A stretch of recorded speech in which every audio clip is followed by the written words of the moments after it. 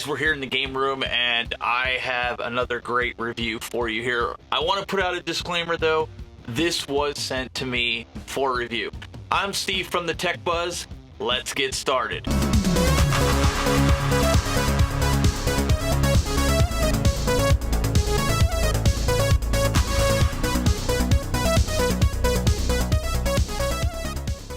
Alright, first things first, this was sent over by JC over at Tulsa Arcades.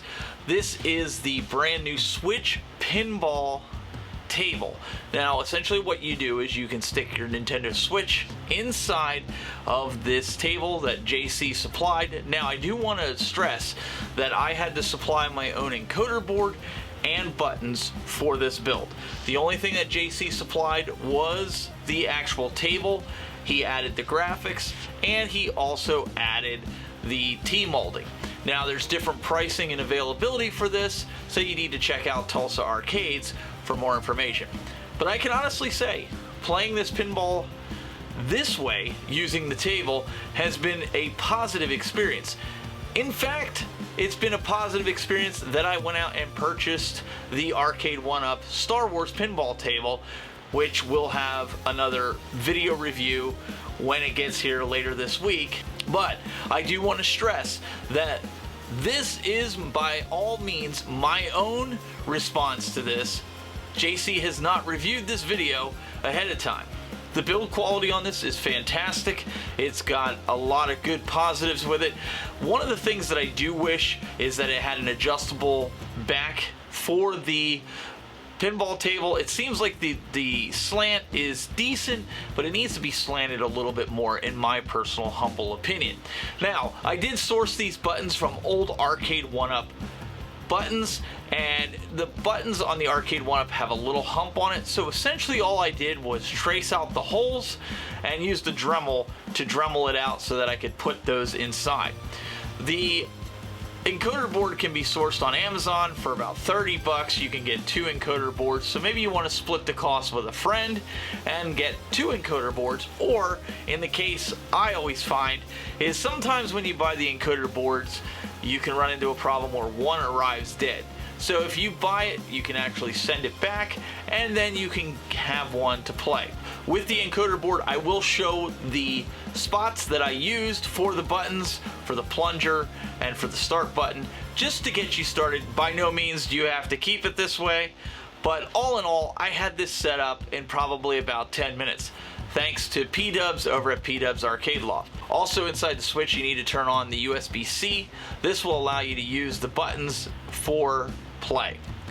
Also, you need to use a Pro Controller or use the included dock with your Switch that houses your Joy-Cons, so you can set up your Switch to play the games that you select. Once you've done this, you're ready to play. And I have to say, the latency, everything, it's really fun to play. It's easier to play this way. In fact, I've been finding myself playing this in front of my TV and being able to play this in a portable capacity. Some of my friends have been playing it. They really like the look and feel. Now, one of the things with this that makes it different from the earlier versions that JC put out is the fact that it has the built-in notch on the inside, so where the USB-C cable can be hidden, so it really rounds out the pinball table. JC also has included vents in the side and on the bottom to keep your Switch from overheating. This also helps with the removable door, so with this you can customize it any way you want. You don't have to get graphics from JC. You can actually get graphics from a third-party graphics creator, put them on yourself. Same way with the T-molding. You don't have to use JC's, you can use your own tape, fluorescent color, but because he sent it to me this way, that's the way I'm using it. All in all, I believe the baseline price is $75. I don't think it's bad, especially if you don't do any woodworking. It's a great way. It comes all glued together. It's not like you have to screw it fast and run the risk of it falling apart. It's solid. You don't have the problems of anything falling apart. So if you're looking for a mini pinball table for your Switch, this is a great option, and it looks aesthetically pleasing leaving it on your desk, your end table, or anything else that you want to leave it on. Ultimately, again, I have nothing really bad to say about it. Like I said, the only thing that I would change is maybe the slant.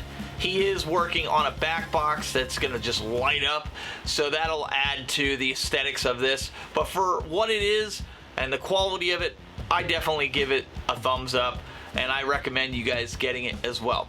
I hope you like this review. Make sure you hit the subscribe button, hit that like button, and stay tuned for more videos here at the Tech Buzz. Until next time, keep it buzzing.